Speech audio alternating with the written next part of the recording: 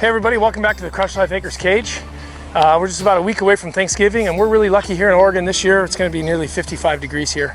But it does beg the question of winter work. What can we do in the winter, especially from a fielding perspective, to make sure that we're better in the spring? And that's where the flat mitt comes into play. So this happens to be made by Skills. The reason I have this one is because they're really affordable on Amazon and they work well, but there's many different versions out there.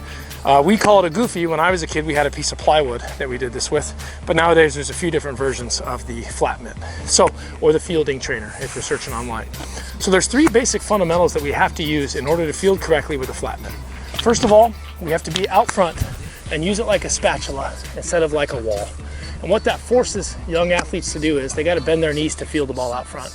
They can't get their rump in the air and field it like a wall.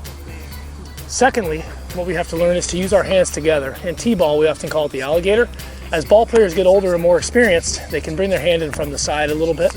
But as a young player, it's very valuable to start with this motion here, the two hands working together, and then we can bring the hand in a little further from the side as we get older and more comfortable. And then the third fundamental that we do with the goofy is we want to run our elbows along our ribs and move the ball up towards our sternum to get it into a position to throw. So we do a lot of bungee work and a lot of dumbbell with our elbows along our ribs. And when we use the flat mitt, that motion just comes very natural because of the exercises that we're doing. So now I'm just gonna take a few ground balls, throw a few balls off my little rebounder here, and show you when we use the correct fundamentals with the flat mitt, ground balls come much easier to us, and we can field them much more consistently, even with a flat mitt on our hand. All right, let's give this a try. Here we go.